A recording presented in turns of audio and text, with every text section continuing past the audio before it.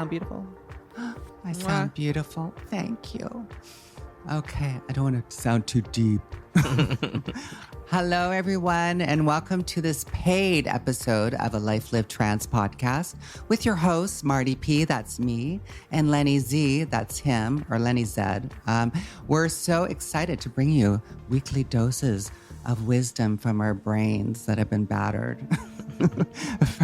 Battered up and recooked, and we're giving it to you from two of old trannies who have seen it all before. If you are listening on Spotify or Apple Podcasts, you will only hear the first 10 minutes of this conversation. But if you want to hear all the delicious hot tea, make sure to check our Patreon at patreon.com/alifelivedtrans to get all the gossip. Links will be in the description below. We'd also like to shout out our top level Patreons.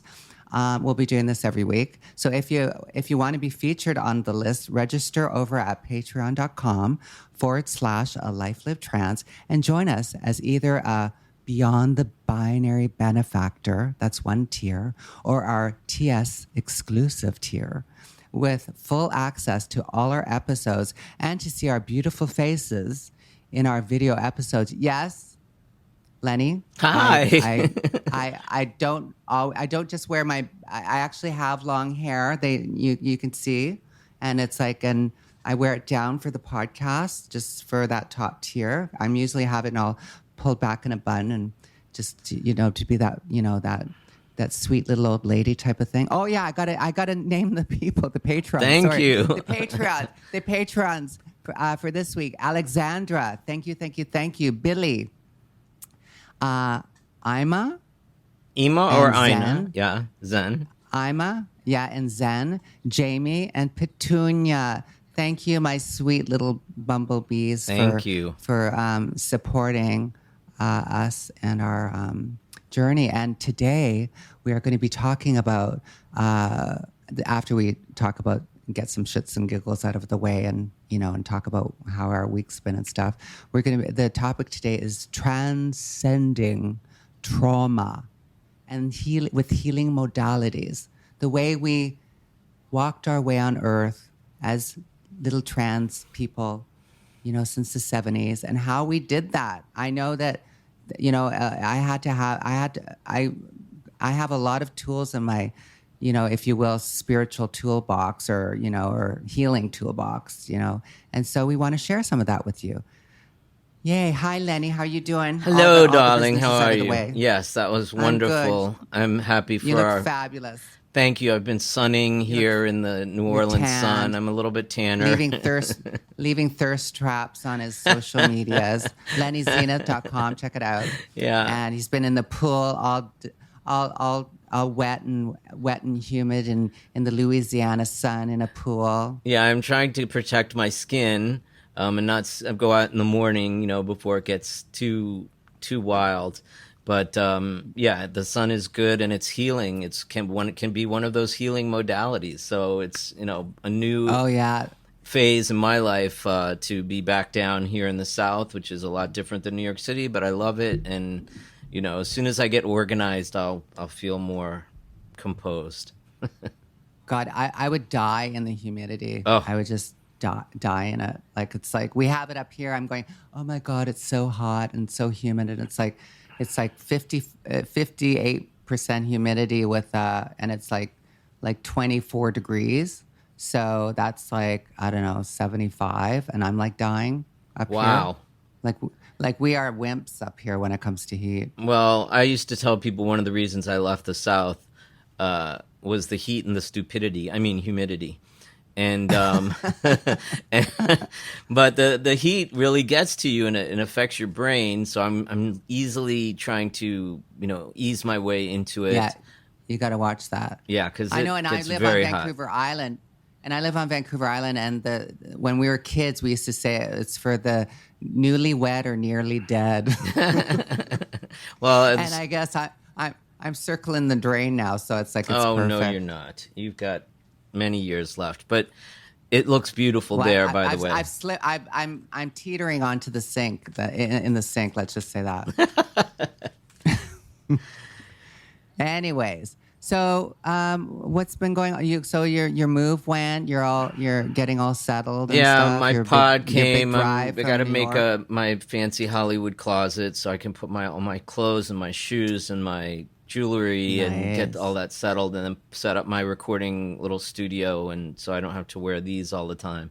But yeah, it's going great. We're having some lovely dinners together. I've been to the pool. I'm Yeah, back at you're the with your gym wife with my now. wife. Yes. Because So how long were you doing a long distance marriage? we weren't married. We were kind of dating for about 7 years, and then got Wow. married last year. But she would come to New York, and I would come down here, and it was all great. But now we're together, and it's quite lovely. And Oh, she's very nice. uplifting. She's leaving me sweet notes on the mirror about, this is your time to rest and just I saw be. You that. That don't. was It's very. I was beautiful. like so moved, and because she goes off to work, and I wake up and there are these lovely notes. I'm like, oh, that's very inspiring. So Oh, that's so I'm sweet. so sweet. I'm so grateful, and so. God, the only messages I get from my husband is a dirty toilet. Not pick up some eggs when you go out.